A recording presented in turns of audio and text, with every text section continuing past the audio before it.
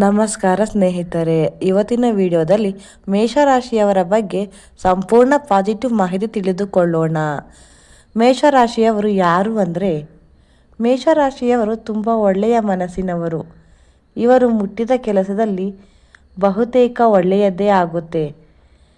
ಇವರು ತುಂಬ ಕ್ರಿಯಾಶೀಲವಂತರು, ಸೃಜನಶೀಲವಂತರು, ದಾನಿಗಳು, ಸಹಾಯ ಮಾಡುವ ಗುಣ ಜಾಸ್ತಿ ಇರುವವರು.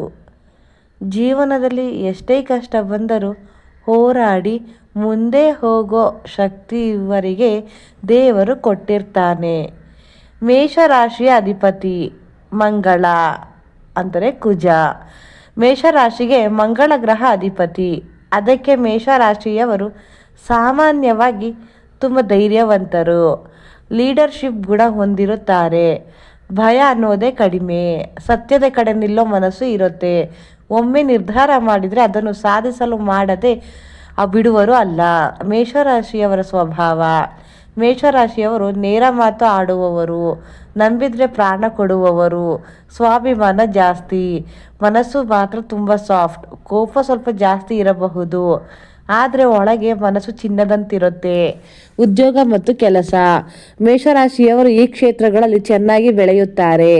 ಸ್ವಂತ ಬಿಸ್ನೆಸ್, ಸರ್ಕಾರಿ ಕೆಲಸ, ಪ್ರೈವೇಟ್ ಕಂಪನಿಯಲ್ಲಿ leader post, technical defence field. ಇವರು ಯಾರ ಅಡಿಯಲ್ಲಿ ಹೆಚ್ಚು ದಿನ ಇರೋದಕ್ಕಿಂತ ಸ್ವಂತ ನಿರ್ಧಾರದಲ್ಲಿ ಕೆಲಸ ಮಾಡಿದರೆ ದೊಡ್ಡ ಸಾಧನೆ. ಹಣದ ವಿಷಯ.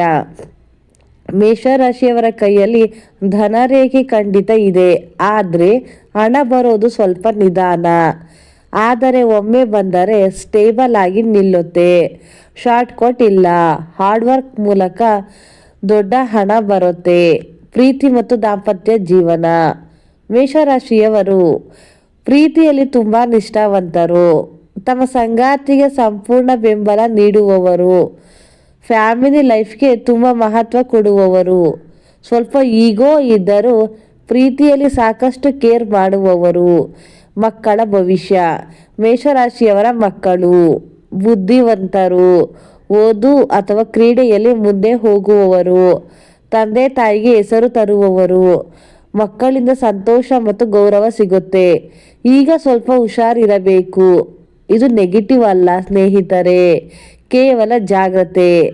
ಈ ಫೆಬ್ರವರಿ ತಿಂಗಳಲ್ಲಿ ಮೇಷರಾಶಿಯವರು ತಕ್ಷಣ ತೀರ್ಮಾನ ಮಾಡೋದು ತಪ್ಪಿಸಬೇಕು.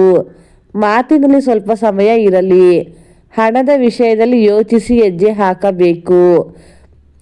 ಇದಕ್ಕೆ ಕಾರಣ ಅಂದರೆ ಮಂಗಳ ಗ್ರಹದ ಶಕ್ತಿ ಈ ತಿಂಗಳು ಜಾಸ್ತಿ ಆಗಿರೋದ್ರಿಂದ ಆತುರ ಸ್ವಲ್ಪ ಹೆಚ್ಚಾಗಬಹುದು.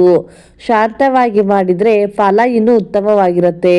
ಅಂತಿಮವಾಗಿ ಹೇಳುವುದೇನೆಂದರೆ, ಮೇಷರಾಶಿಯವರು ದೇವರು ಕೊಟ್ಟ ಶಕ್ತಿಯನ್ನು ಸಹನೆ ಮತ್ತು ಧೈರ್ಯ ಇಟ್ಟು ಈ ತಿಂಗಳು ಮಾತ್ರ ಅಲ್ಲ, ಜೀವನ ಪೂರ್ತಿ ಗೆಲುವು ನಿಮ್ಮದೇ. ಇಂತಹ ವಿಡಿಯೋಗಳಿಗಾಗಿ ನನ್ನ ಚಾನಲ್ನನ್ನು ಸಬ್ಸ್ಕ್ರೈಬ್ ಮಾಡಿ, ಲೈಕ್ ಮಾಡಿ, ಕಮೆಂಟ್ ಮಾಡಿ. ಥ್ಯಾಂಕ್ ಯು ಸ್ನೇಹಿತರೆ.